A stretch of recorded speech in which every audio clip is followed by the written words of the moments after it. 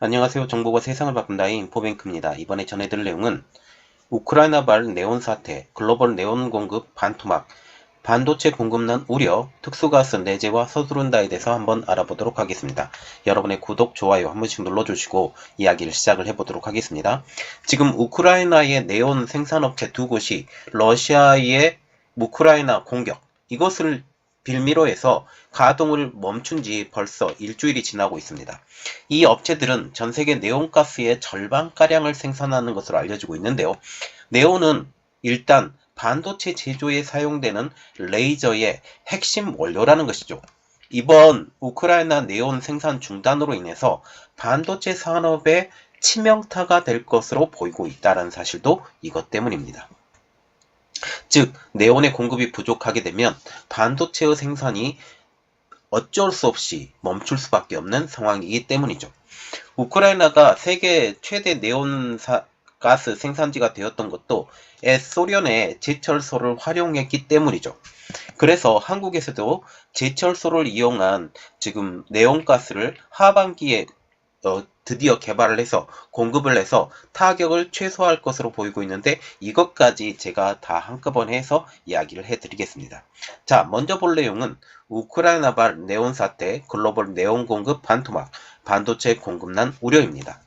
11일자 지금 로이터 통신에 따르면 우크라이나 네온 생산업체이죠. 인가스 그리고 크라이오이는 러시아군의 우크라이나 침공 이후에 영업활동을 중단을 했습니다. 인가스와 크라이오인이 각각 위치한 우크라이나 남부의 마리우폴 그리고 오데사, 이곳에서 여전히 러시아와 우크라이나 간의 전투가 진행 중이기 때문이죠. 그래서 여기에 있다가는 지금 너무 위험에 처해질 수 있으니 지금 나오지 말고 영업활동도 중단한 그런 상황이죠. 그래서 지금 마지막 그 네온가스가 출발했다라는 그런 이야기들도 나오고 있는 이야기죠. 지금 보시면 마리우폴고 같은 경우는 돈바스 지역과 거의 붙어 있는 데죠. 그리고 이곳에서도 지금 서로 마리우폴을 다시 러시아가 점령을 했지만 탈환을 했다라는 지금 이야기가 나오고 있고, 지금 오데사와 같은 경우도 지금 오데사를 만약 그 우크라이나가 놓치게 된다면 우크라이나가 지금 항구로 가지고 있는 도시가 이제 하나도 남지 않는 그러한 상황까지 벌어지게 될 수 있기 때문에 지금 현재 오데사의 그 점령 자체를 아예 봉쇄를 시키려고 노력을 하고 있는 중이죠. 그런데 이제 반도체 이야기로 들어가서 문제는 이들 두 업체 인가스와 크로이오이는 전 세계 네온 생산량의 45%에서 54%를 책임지고 있기 때문이죠. 그래서 이들의 생산 중단, 그것은 바로 말하자면 전 세계 네온 공급의 생산량의 절반가량이 줄게 된 상황이죠. 러시아의 우크라이나 침공 전에 인가스의 네온 생산량은 월 1만 5천에서 2만 입방미터였습니다. 크라이오이는 월 네온의 생산량이 1만에서 1만 5천 입방미터를 생산을 했죠. 네온이 반도체 제조의 핵심 원료인 만큼 이 네온의 생산이 끊기게 된다면 반도체 공급난은 어쩔 수 없는 상황까지 몰려간다라는 거죠. 그렇지 않아도 가뜩이나 어려운 반도체 공급 상황, 특히 지금 파운드리 분야에서의 반도체 공급 상황이 가면 갈수록 어려워질 수도 있다라는 문제가 여기에서도 나타나는 것입니다. 지금 반도체 생산을 위한 전 세계 네온의 소비량은 지난해 540미터톤에 달한 것으로 추정되고 있죠. 글로벌 반도체 시장은 러시아의 우크라이나 침공 이전에도 전자제품의 수요 급증에 따라서 공급량을 맞추지 못하는 상황이어서 이 수급 대란이 지속되고 있는 상황이었어요. 그런데 지금 이 상황 때문에 가뜩이나 어려운 상황에 더 가중시켰다라는 거죠. 작년과 같은 경우는 미국에서도 지금 자동차 업체들이 차량용 반도체가 부족했기 때문에 셧다운이 될 만한 상황까지 맞이했다라는 사실입니다. 만약 이러한 상황에서 네온의 공급이 절반으로 줄어들게 되면 반도체의 대란이 더욱더 심해질 것은 눈에 뻔한 상황. 반도체 분석가인 안젤로 지노는 큰 반도체 업체는 최소 3개월 정도는 버틸 수 있는 네온의 양을 구비를 했었지만 소규모 업체는 그렇지 못하다라고 하면서 지금 우크라이나발 네온의 공급 부족이 대규모 업체보다는 소규모 업체들에 먼저 직격탄이 될 것이라고 전망을 하고 있죠. 그는 4월쯤 비축량이 고갈될 것이고, 그리고 반도체 제조업체들이 다른 지역에서 주문을 받지 못하게 되는 상황이 온다면 반도체 제조가 이제는 사실상 불가능해질 수 있다라고 전망까지 하고 있습니다. 기업들의 시장 정보를 제공하고 있는 서플라이 프레임의 리처드 바넷 최고 마케팅 책임자도 이렇게 말을 했어요. 다른 기업에서는 네온을 생산을 할 수 있지만 이 증설을 하기까지 한 9개월에서 2년 정도 걸릴 것이라고 지적을 했어요. 그래서 급격하게 이 네온의 생산량을 늘릴 수 없다라는 거죠. 이미 지금 우크라이나 업체가 거의 절반가량의 네온의 생산량을 꽉 잡고 있는 상황에서 다른 업체들이 굳이 그 네온의 생산을 할 필요가 없었지만 이러한 위험에 노출되었기 때문에 급작스럽게 네온의 생산량을 늘린다라는 것은 물리적으로 상당히 어렵다라는 것을 우리가 알 수가 있죠.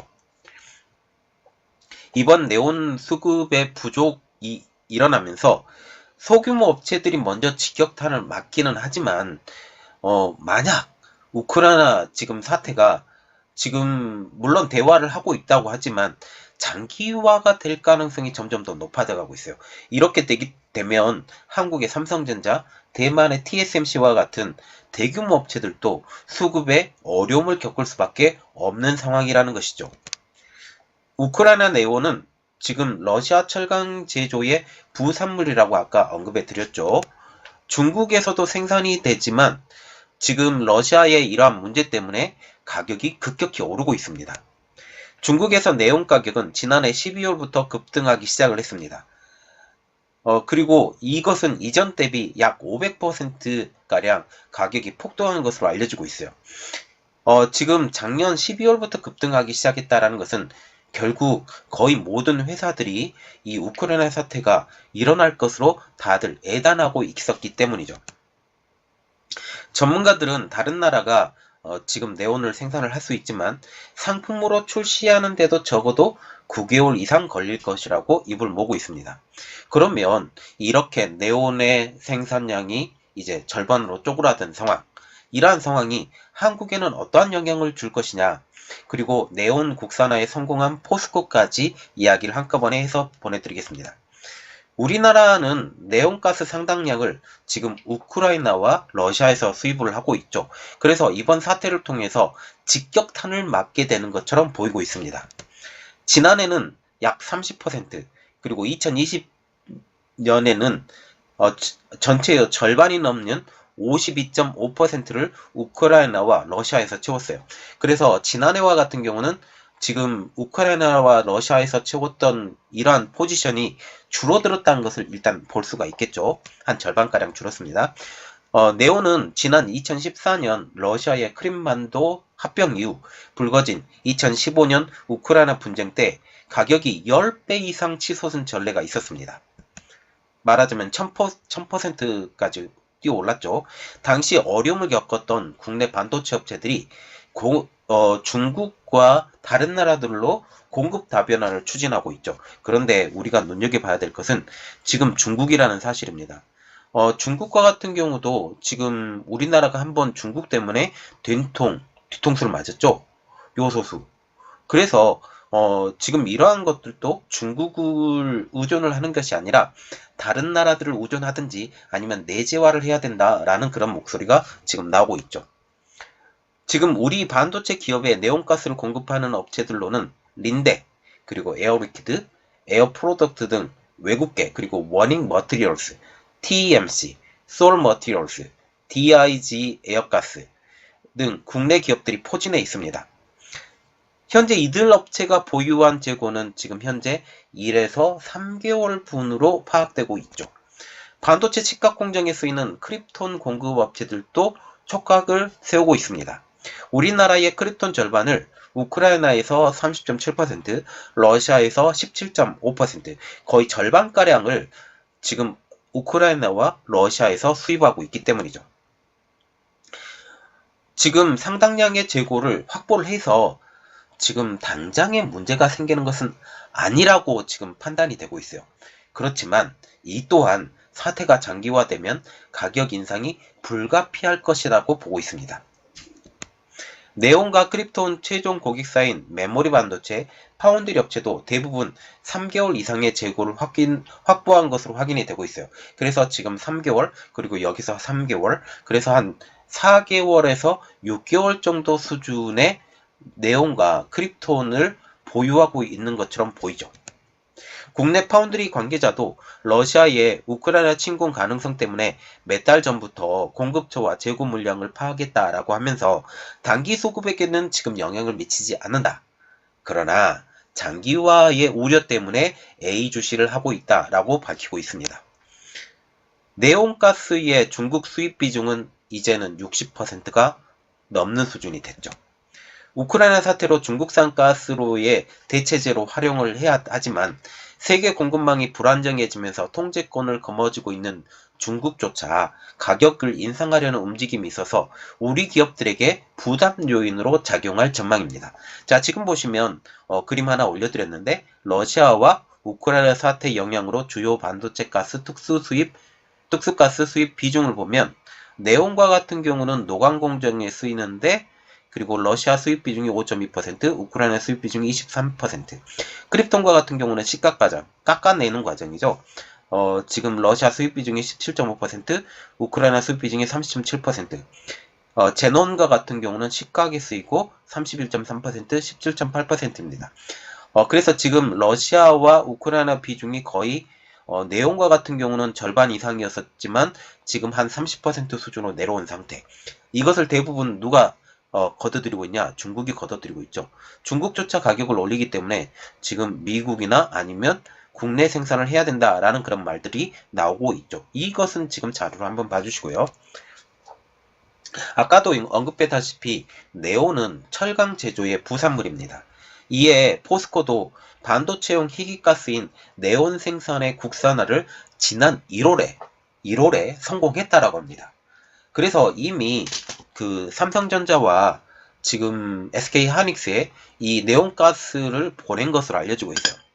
그동안 전량 수입에 의존했었던 네온이 이제 국산화가 됐고 이번 우크라이나 사태의 발발로 포스코의 네온 생산에 관심이 집중되고 있죠. 포스코는 중소기업인 TMC와 함께 2년 동안 네온가스 생산에 연구 개발을 해서 드디어 1월 달에 국산화에 성공을 한 것입니다. 포스코는 반도체용 특수가스 전문업체인 TMC와 협력해서 2019년 말부터 약 2년에 걸쳐서 네온가스 생산의 완전 국산화를 추진해 왔죠. 제철 공정용 가스 생산에 사용 중인 대형 공기 분리 장치를 활용을 해서 광양제철소 상소 공장과 TMC의 기술력을 기반으로 해서 국내 최초의 네온 생산 설비를 자체 개발을 한 것입니다. 이를 통해서 추출한 네온을 TMC가 독자 기술로 정제한 후에 완제품인 엑시머 레이저 가스까지 생산하는 전 공정의 국산화까지 완성을 했습니다. 그래서 이 설비 자체도 이번에 1월 달에 개발을 하면서 준비를 하고 있어요. 그래서 올해 준공을 목표로 지금 뛰고 있는데 지금 고순도 네온 기준 연간 약 22,000 노멀 세제곱미터를 생산할 수 있고 입방미터죠. 그리고 이는 국내 수요의 한 16%가량을 충족시킬 것으로 기대가 되고 있어요. 그래서 공급 안정화가 될 수 있다는 사실이죠.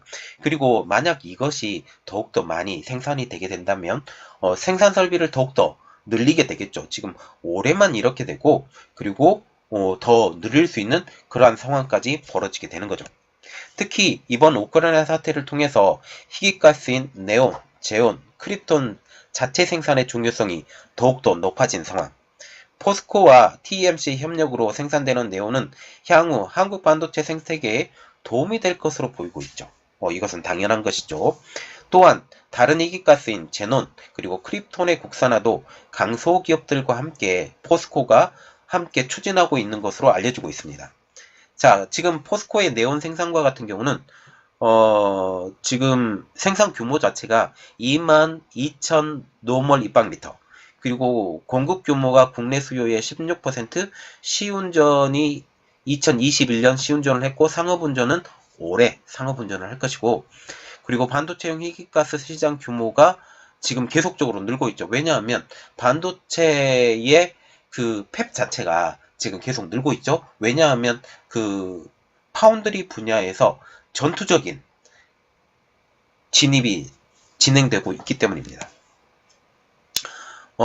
하나의 그림을 더 올려드린데, 반도체 광물 의존도를 보면 지금 네온과 같은 경우는 우크라이나가 거의 절반가량, 그리고 팔라듐과 같은 경우는 지금 러시아가 35%, 그리고 한국의 네온 수입 의존도와 같은 경우는 2020년도와 같은 경우는 우크라이나에서 52.5%였는데 2021년도에 23%로 거의 절반가량을 줄인 상황에 지금 이렇게 보고 있고, 러시아에서 수입하는 5대 원자재, 나프타, 원유, 유연탄, 천연가스, 팔라듐 이렇게 되는 것으로 보이고 있습니다.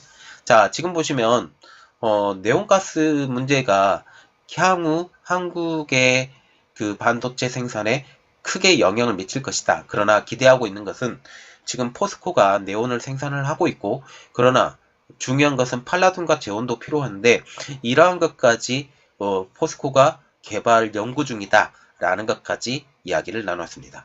이번 내용은 여기까지였고요. 저희 내용이 여러분들에게 도움이 되셨다 라고 생각을 하시면 구독과 좋아요 그리고 알람 설정까지 부탁드리겠습니다.